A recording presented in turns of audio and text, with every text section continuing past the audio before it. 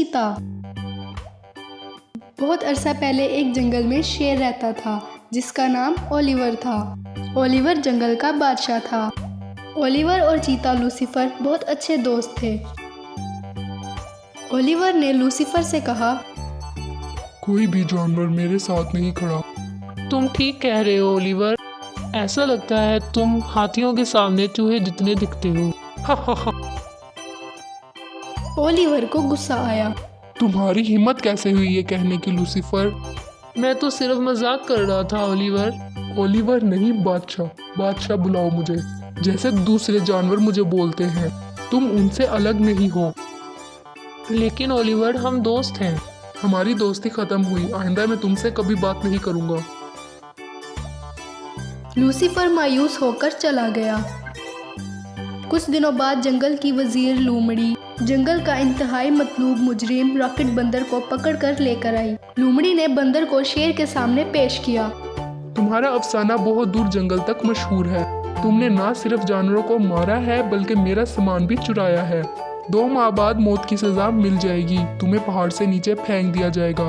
Oliver के कहने पर लूमड़ी ने जल्द ही बंदर को जेल में डाल दिया। रॉकेट की दोस्त हिरन, जिसका नाम डूडल था, उसको जेल में देखने के लिए आई।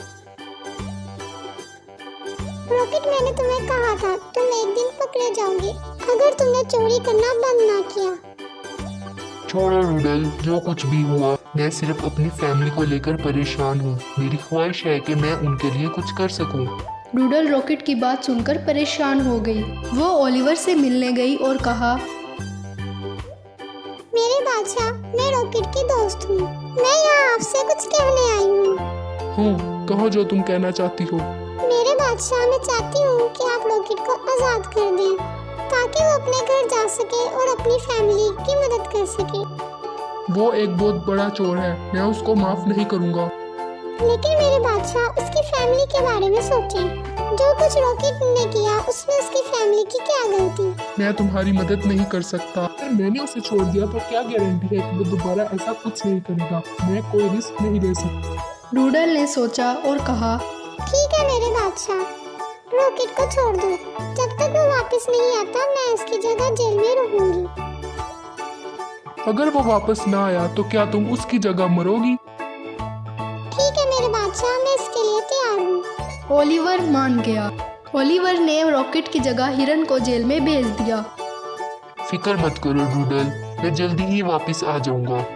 रॉकेट चला गया और डूडल जेल में रही। बहुत दिन गुजर गए लेकिन रॉकेट वापस ना आया।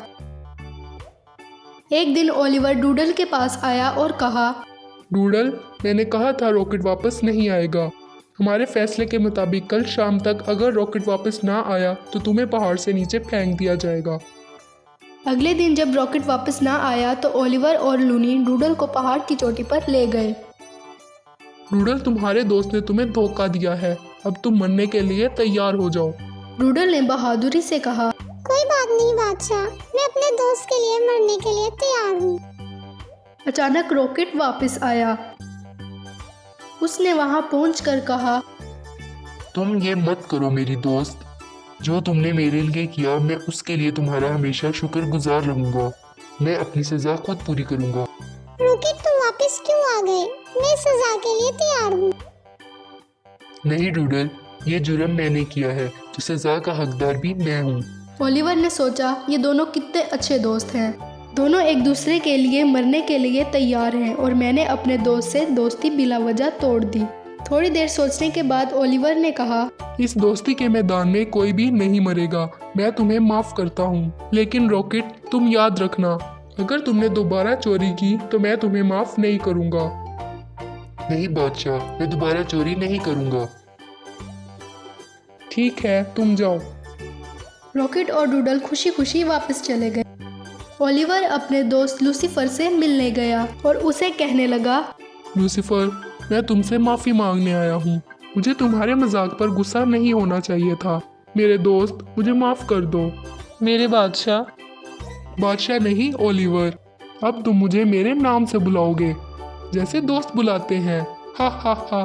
डूडल और रॉकेट की दोस्ती देखकर ओलिवर ने लूसीफर से माफ़ी मांग ली और दोनों ने दोबारा फिर से दोस्ती कर ली।